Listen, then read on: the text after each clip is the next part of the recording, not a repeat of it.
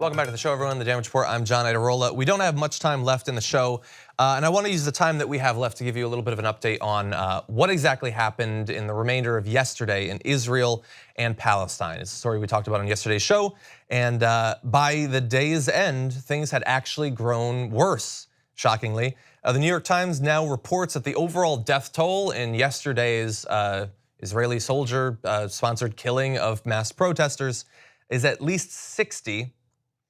That is by itself what should be the only international story being talked about this week. And already, I mean, it's still out there. It is being talked about, but it is being talked about in oddly hands-off, careful language, both by those in the media and certainly politicians. And so I want to give you these updates, but I also just want to work through my utter frustration with the way this system works. And by the system, I mean our political system and its interaction with the media. So 60 people are now dead.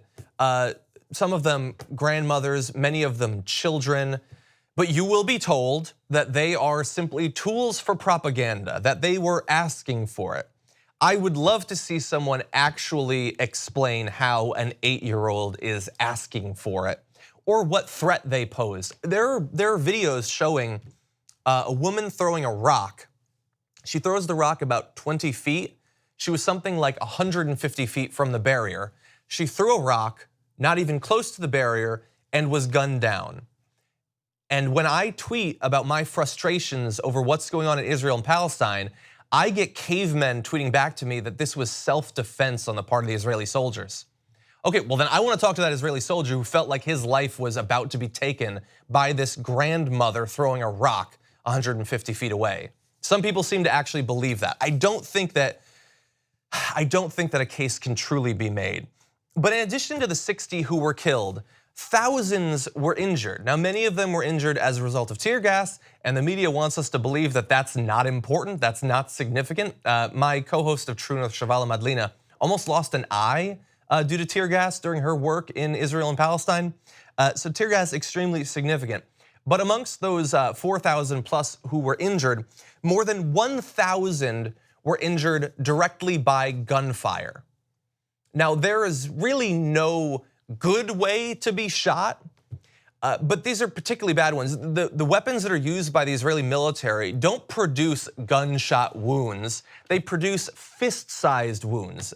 Doctors are reporting that these injuries are horrific. They look like what they are, a massacre. They look like the result of the Pulse nightclub shooting or the Mandalay Bay shooting. These are people who are being shot with assault rifles. What you use against enemy combatants that you expect would be wearing body armor were instead turned on children and the elderly. And so those 1,000 that were injured by gunfire, does anyone expect that many of them won't be added to the list of the dead inside of a few days? There are limited medical facilities in the area that we're talking about. Many of them will not be able to be saved. Now, thankfully, some are taking this seriously. Spokesman for the United Nations High Commissioner for Human Rights says, "We condemn the appalling deadly violence in Gaza yesterday. We are extremely worried about what may happen later today. We urge maximum restraint. Enough is enough," and added that international law allows for the use of lethal force only as a last resort in the face of an immediate threat to life or serious injury, saying that those laws appear to have been ignored again and again.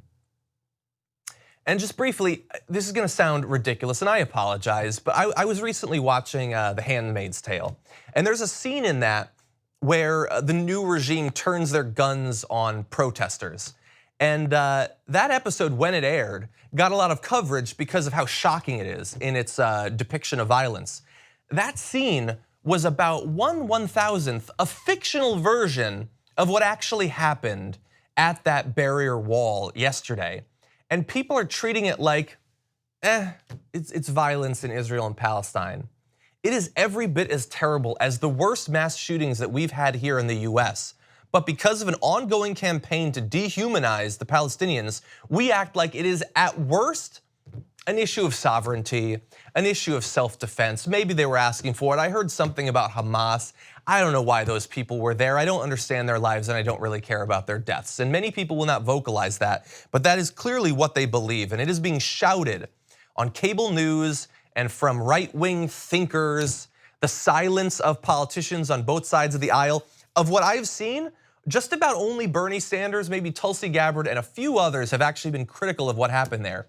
And the rest are cowards hiding behind silence, refusing to admit what happened yesterday and what will likely continue on into the future. Some of the media doing a good job.